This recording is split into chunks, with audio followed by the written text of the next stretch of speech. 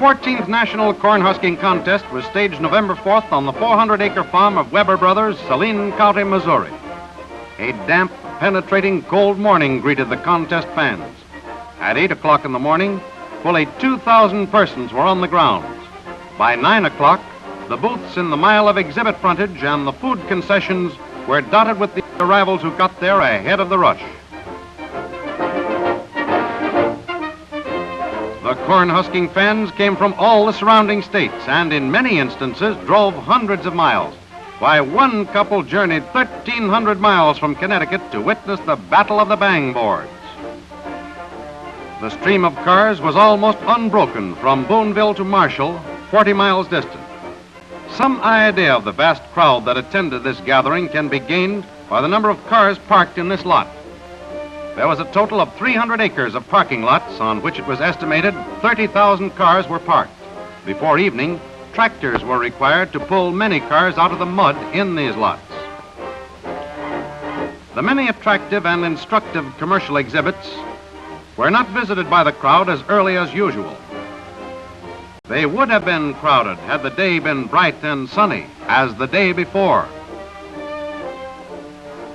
When the Calvert Mule Show was held on this farm, and farm power, the kind that is wrapped up in mule hide, and on which many Missouri farmers have placed their dependence for labor and needed cash for generations, had its day along with the sleek tractors of the latest design.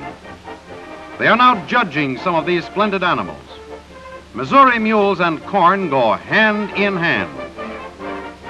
Look at that mule's heels fly out at the one that came too close. And here's two of the first prize winners.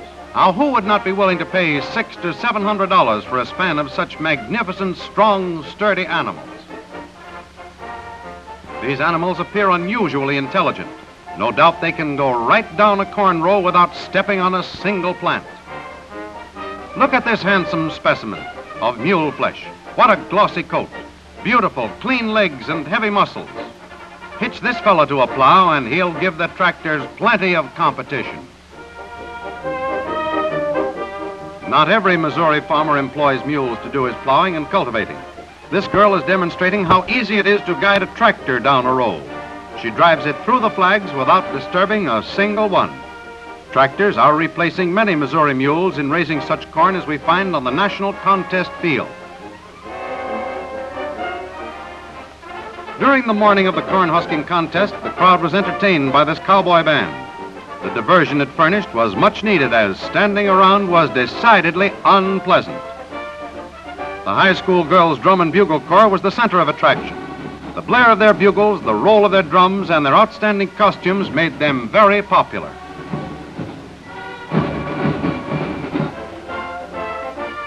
At 11 o'clock, the parade of bands, tractor-drawn wagons, the shuckers, their gleaners, and guards started. The lineup was 1.5 miles long.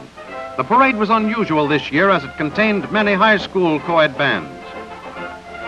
One who has never seen an honest-to-goodness corn husking contest with real top-notch huskers cannot appreciate the different kind of special thrill which attracts this crowd. It is entirely different from seeing a 40-yard pass go for a touchdown, or watching a baseball king swat one into the stands. These cornfield gladiators have something that grips you intensely. No athletic contest in the world of sports is more grueling. There is no timeout, no calling for the water boy for a reviving drink, no taking a breather to wipe the sweat from one's eyes with a soft bath towel. No, it's 80 minutes of solid, continuous, rapid action. From the starting bomb until the pistol cracks at the end of the contest, if the contestant is to win, he must keep going down the rows, stripping the corn out of its husk and heaving it against the bang board.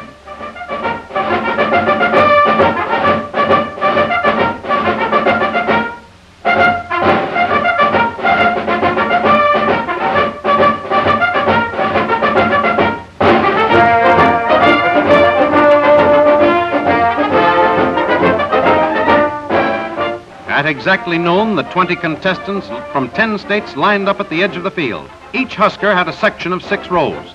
The starting bomb was touched off from New York by Secretary Wallace, and instantly the huskers began ripping and tearing the corn from the stalks. With the explosion of the bomb, it also started to rain. The favorite, William Rose, Illinois state champion. He won the state title by throwing ears at the incredible speed of 62 a minute for a total of 39 and 55 100th bushels. Rose grips the ear with his left hand. Slash bangs with the hook and peels the husks. Failure to clean the husks proved a heavy penalty for him, as after deductions he had only 9 and 58 100th bushels.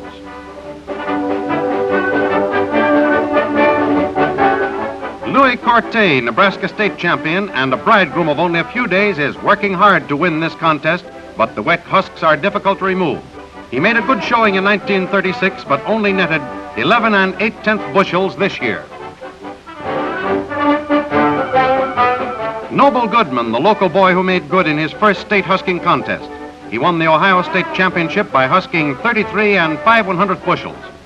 Employing the husker's routine of 1, 2, 3, 4, pulling, breaking, twisting, and throwing, Goodman is putting full steam behind his efforts to win the prize. It's a cold, wet, mean job husking in a drenching downpour, but Goodman brought in 16 and a quarter bushels of corn.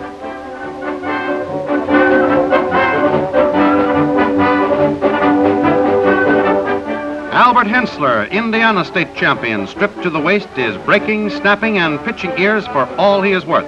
The harder it rains, the tougher becomes the shanks, and the slower the husking. He scored 15 and 19 100th bushels.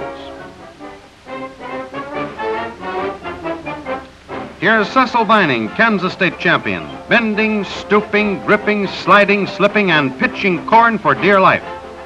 Cecil has not done a bad job either. After all deductions were made, he had 17 and 84 100th bushels, which won him second place.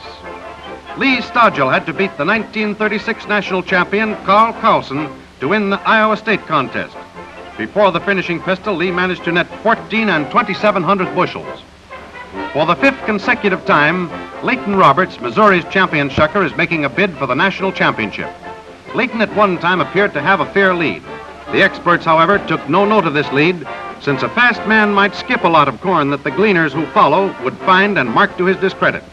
It takes a thorough husker to come out on top in this agricultural World Series. Roberts was able to pile up 17 and 73 100th bushels, making him third.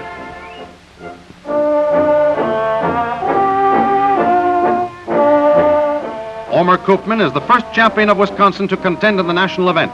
There is a knack in knowing how to compete successfully in every contest. Koopman husked 7 and 73 100th bushels before the crack of Governor Stark's final gun.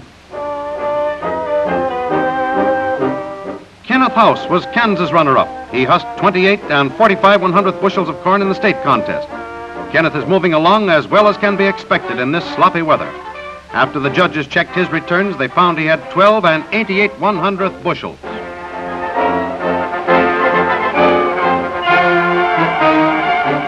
Orly Winger, Indiana state runner-up, is straining every muscle to win that $100 prize.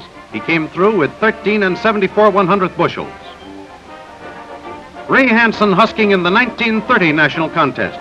For 5 years he has taken part in the national contests without having won. This year, Hanson turned in after deductions 21 and 38 100th bushels.